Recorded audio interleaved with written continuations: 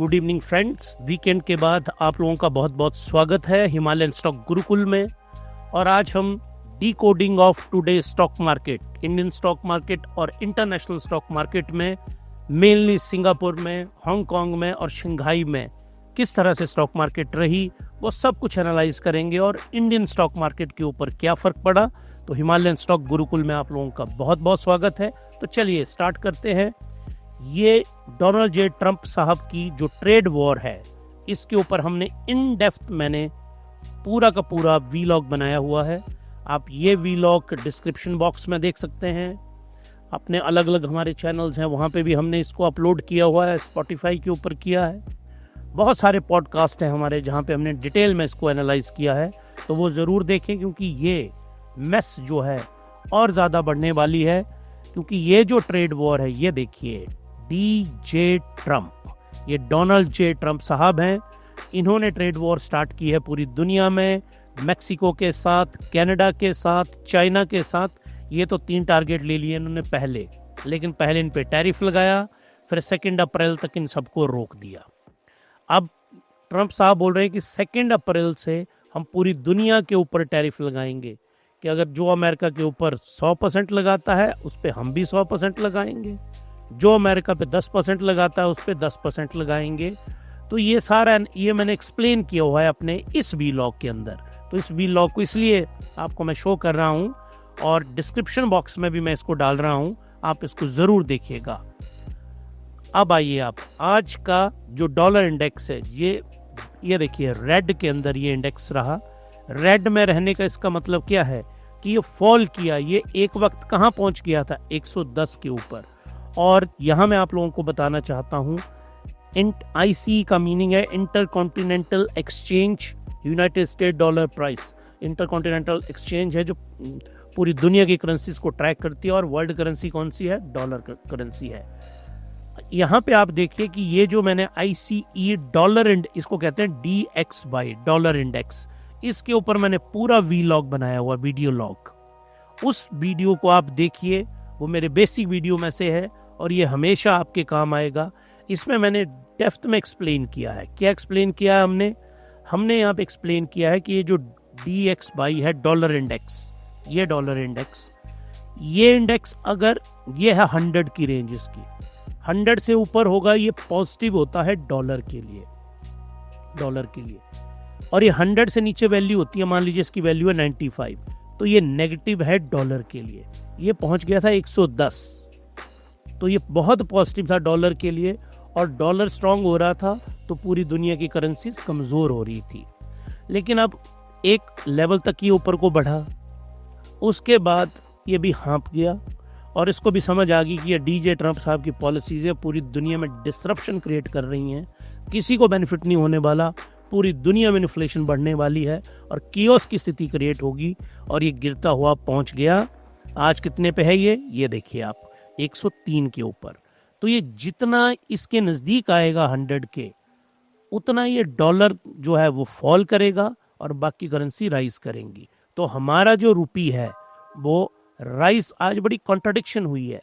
ये है basic principle कि डॉलर इंडेक्स नीचे जाएगा तो बाकी करेंसी जो है वो राइज करेंगी। तो बाकी 6 करेंसीज जिस बास्केट में है ना, ये डॉलर वर्सेस 6 करेंसी, वो तो बढ़ी हैं, लेकिन आज हमारा इंडियन रूपी फॉल किया। ये मैं आगे चल के आपको एक्सप्लेन करूंगा। उल्टा होना चाहिए था, ये अगर रेड में है तो हमारा रूपी आज स्ट्रांग होना चाहिए था, लेकिन हमारा रूपी आज स्ट्रांग नहीं हुआ। ये मैं आगे चल के आपको एक्सप्लेन करूंगा। अब चाइना का प्रोड्यूसर प्राइस इंडेक्स का डाटा आया 9 मार्च को, और इसका फोरकास्ट था -2.0%, ये आया -2.2%, मीनिंग नेगेटिव डाटा आया चाइना का। अब प्रोड्यूसर प्राइस इंडेक्स पे मैंने पूरा का पूरा वीलॉग बनाया है, पर यहाँ मैं हल्की सी इंट्रोडक्शन आपको दे देता हूँ। ये जो भारत में है होलसेल प्राइस इंडेक्स, ये उसी का नाम है, प्रोड्यूसर प्राइस इंडेक्स, सेम। अब इसमें कि मान लीजिए ये $100 की मैन्युफैक्चरिंग करते हैं, तो जो पिछली बार, ये किस महीने का है? फरवरी महीने का डाटा है। तो ये पिछली बार जो इसमें ग्रोथ थी, उस ग्रोथ से भी नेगेटिव ग्रोथ है 2.2%। तो वो जो उठ रहा है, इसका मतलब ये नहीं है कि $100 की कोई चीज़ बनाई तो वो $98 की बेच रहे हैं, ऐसा नहीं है। वो कोई 100 रुपए की बना के 98 रुपीज़ की क्यों बेचेगा। इसका मतलब है कि जो ग्रोथ है वो ग्रोथ नेगेटिव के अंदर है। जो कंपनी सामान बना रही हैं उसकी डिमांड ही नहीं है मार्केट के अंदर। एक तो टैरिफ लग रहे हैं पूरी दुनिया में, तो टैरिफ लग रहे हैं तो अमेरिका को एक्सपोर्ट हो नहीं पा रहा है। और जो बड़े बड़े ट्रेडर्स हैं, जो एक्सपोर्टर्स हैं, यहाँ पे एक्सपोर्टर डॉलर खरीद के होल्ड कर रहे हैं, रख रहे हैं, वो देख रहे हैं पता नहीं अगले महीने क्या होगा जाके। तो जो अनसर्टेनिटी है, तो चाइना जो दुनिया का सबसे बड़ा प्रोड्यूसर है वो नेगेटिव के अंदर है। तो ये चाइना के लिए नेगेटिव न्यूज़ नहीं है, ये पूरी दुनिया के लिए नेगेटिव न्यूज़ है। ये देखिए, और चाइना जब से, देखिए नवंबर से डाटा लेके आया हूँ मैं, जब से डोनाल्ड ट्रंप साहब आए हैं तब से 2 महीनों को छोड़ के ये हर महीने नेगेटिव है, नेगेटिव नेगेटिव नेगेटिव। तो वो जो फैक्ट्री की एक्टिविटीज़ है ना, फैक्ट्री एक्टिविटीज़ इन चाइना, वो प्रोड्यूस तो कर रही हैं चीज़ों को, लेकिन वो उनकी डिमांड नहीं है, वो बिक नहीं रही हैं दुनिया में। और बिक क्यों नहीं रही हैं? इस टैरिफ की वजह से, इस टैरिफ वॉर की वजह से ये चीज़ें पूरी दुनिया में बिक ही नहीं पा रही हैं। तो जो डिमांड है वो डिमांड फॉल कर रही है वर्ल्ड के अंदर, और डिमांड फॉल कर रही है तो उसका जो सबसे बड़ा खतरा है कि करेंसी भी फॉल करेगी पूरे वर्ल्ड के अंदर, और मार्केट जो है डिप्रेशन में जा सकती है पूरे दुनिया की। और जब डिप्रेशन होता है ना तो हर एक चीज़ कोलैप्स होती है। तो ये इसको बोला जाता है, इसके लिए जो इकोनॉमिक्स में टर्म है इसको कहा जाता है लीडिंग इंडिकेटर। लीडिंग इंडिकेटर, इसको मैं एक और सिंपल एग्जांपल से आपको समझाता हूँ। यहाँ पे क्या मतलब हुआ, एक मान लीजिए हुंडई ने एक गाड़ी बनाई, वर्ना को मान लेते हैं, वर्ना गाड़ी है, ये कोई हम एडवर्टाइजमेंट नहीं कर रहे हैं किस गाड़ी की, हम एक रैंडम एग्जांपल लिया। ये गाड़ी हुंडई कंपनी ने 10 लाख रुपए में बनाई, ये बनाई इन्होंने 8 लाख रुपए में, और 10 लाख रुपए में इन्होंने दे दिए, मान लीजिए इनकी कोई एजेंसी है जो गाड़ियां बेचती हैं, जो डीलर है, इनके डीलर, इसको 10 लाख रुपए में डीलर को दे दी। तो डीलर ने ये गाड़ी आपको बेची 11 लाख रुपए की। तो डिफरेंस कितना आया? 1 लाख रुपए का। तो ये जो डीलर को बेची इसको बोला जाएगा पीपीआई, और जो आपको डीलर गाड़ी बेचेगा इसको बोला जाएगा सीपीआई, कंज्यूमर प्राइस इंडेक्स। तो पीपीआई और सीपीआई के बीच का जो डिफरेंस है वो डिफरेंस पॉजिटिव में रहना चाहिए अच्छी इकोनॉमी के लिए। यहाँ पे ये डिफरेंस किस चीज़ में है? ये माइनस के अंदर है। तो मतलब डिमांड ही डिक्रीज कर रही है चाइना की, खुद की मार्केट में भी और इंटरनेशनल मार्केट में भी, क्योंकि चाइना को स्टडी करना बहुत इंपॉर्टेंट है। अब देखिए पीछे हमने क्या किया, होलसेल प्राइस इंडेक्स लिया। अब चाइना का कंज्यूमर प्राइस इंडेक्स फोरकास्ट था -0.4%, तो आया कितना? -0.7%। क्या मतलब हुआ इसका? ये लिया ईयर ऑन ईयर। इसका मतलब क्या हुआ कि फरवरी 2024 के अंदर ब्रेड की जो कीमत थी, ब्रेड की के पैकेट की, और ब्रेड एंड मिल्क के पैकेट एक बंडल मान लेते हैं, उसकी कीमत थी 100 रुपये, 100 युआन मानते हैं इनके, और चलो रुपये मान लीजिए आप समझने के लिए।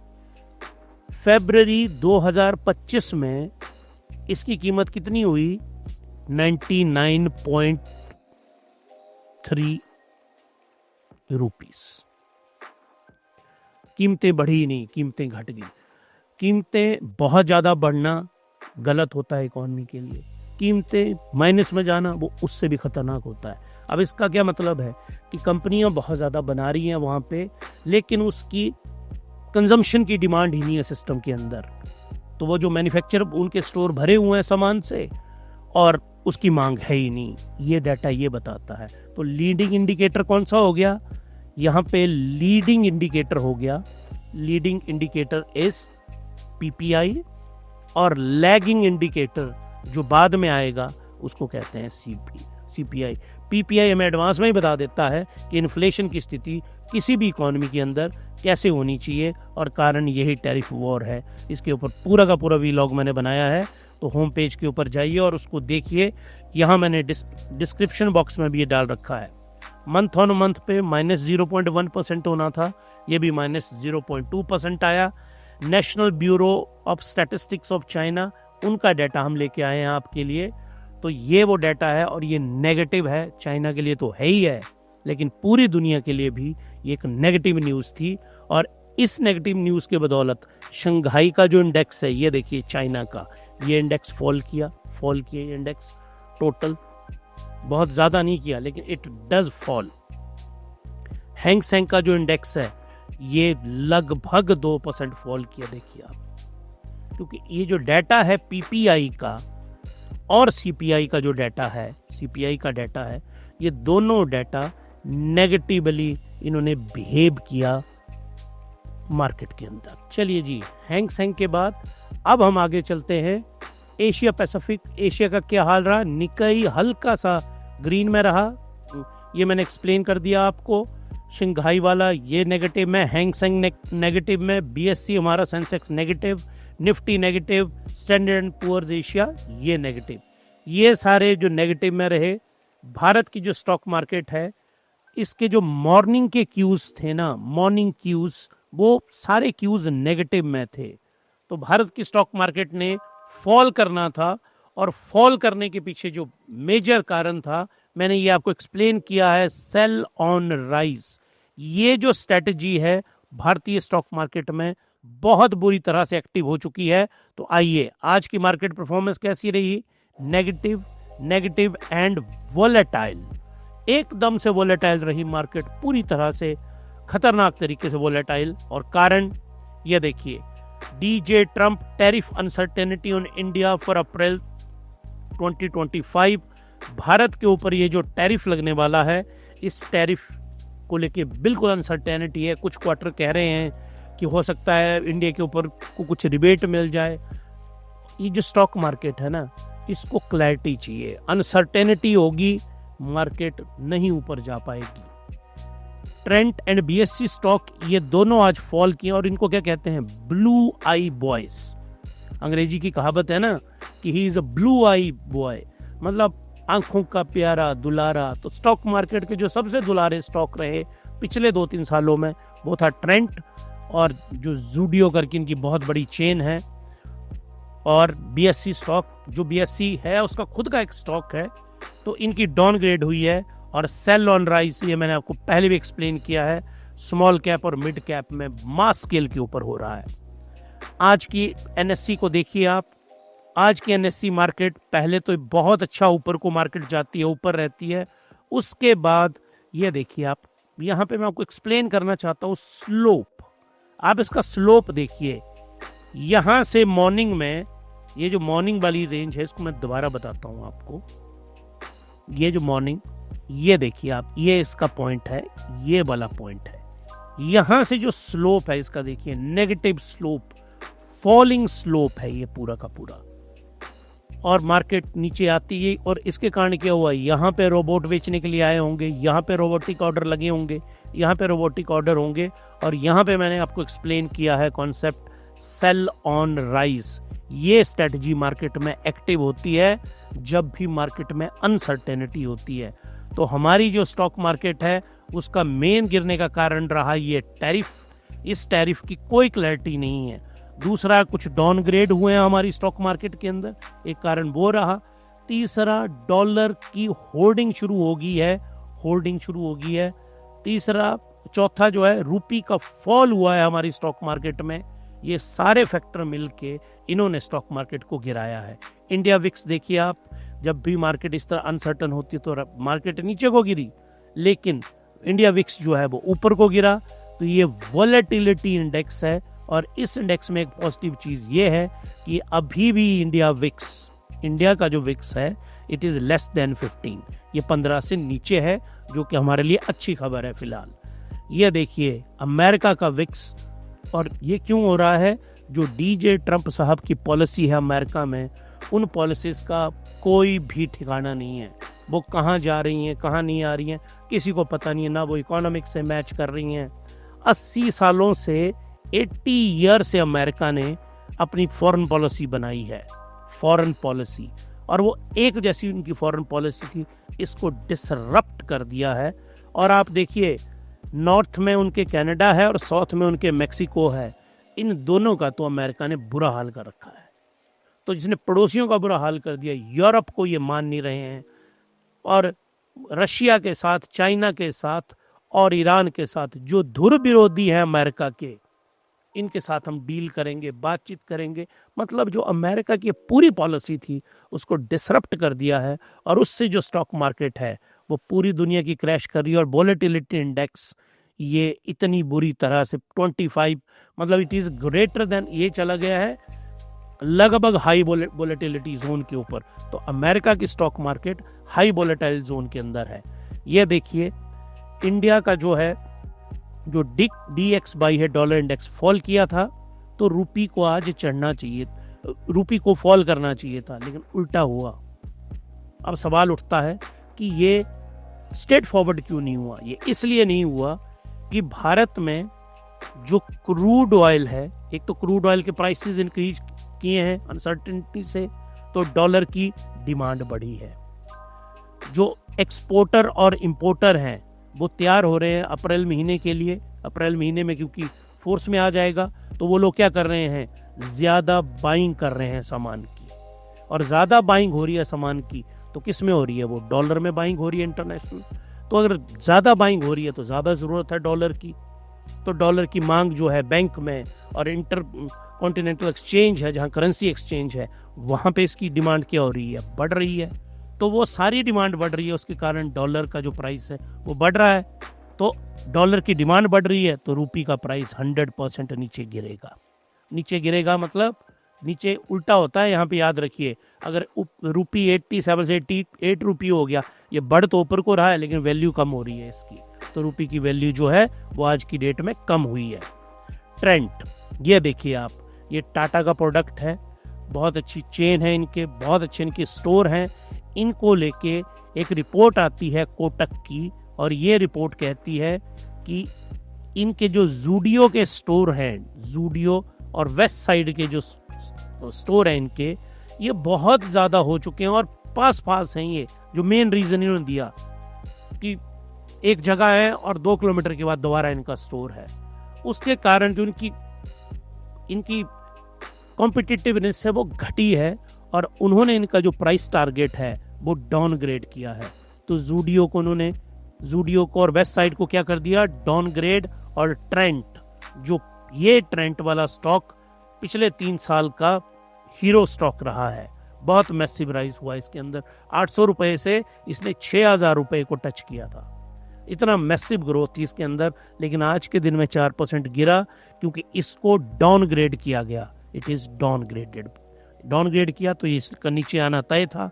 इसके साथ में BSE, जो बॉम्बे स्टॉक एक्सचेंज है, इसका अपना एक स्टॉक भी है। इस पर्टिकुलर को भी नुवामा एक बहुत बड़ी इन्वेस्टमेंट फर्म, इसने इसको डाउनग्रेड किया। इन्होंने बोला कि जो मार्केट में नंबर ऑफ ट्रेड्स होते थे वो कम होने वाले हैं, क्योंकि BSE ने वहाँ पे, सेबी ने कुछ बदलाव किए, और उसके कारण क्या है, वहाँ पे जो इंट्राडे और फ्यूचर एंड ऑप्शन होते थे उसका जो क्वांटम है वो फॉल करेगा। अगर क्वांटम फॉल करेगा तो इनकी BSE की कमीशन भी फॉल करेगी, वहाँ पे कमीशन फॉल करेगी तो इनकी डिमांड फॉल करेगी, डिमांड फॉल करेगी तो इनका स्टॉक प्राइस भी फॉल करेगा। तो इस तरह से BSE का जो स्टॉक प्राइस है वो फॉल किया, और इसका भी मार्केट में एक नेगेटिव असर आया। तो अगर आपको हमारा ये जो वीलॉग हमने बनाए हैं पसंद आ रहे हैं, तो आप काइंडली इनको सब्सक्राइब करिए, आप इनको लाइक करिए। अगर आपको अच्छे नहीं लग रहे हैं तो कमेंट करके बताइए हमें कि इनमें क्या कमी है, और इनको शेयर करिए। हिमालयन स्टॉक गुरुकुल में हम लोगों को मोटिवेशन मिलेगी। जो हम 15 लोग यहाँ पे काम कर रहे हैं, उनको एक ग्रैंड मोटिवेशन मिलेगी कि हमारे द्वारा बनाया गया कंटेंट जो हम फ्री ऑफ कॉस्ट दे रहे हैं, डेप्थ में लेके आ रहे हैं, उससे आप लोग कुछ सीख रहे हैं। तो शेयर कीजिए इसको, और अब आपसे मिलते हैं अगले नए वीलॉग में। तब तक के लिए happy investing and good night.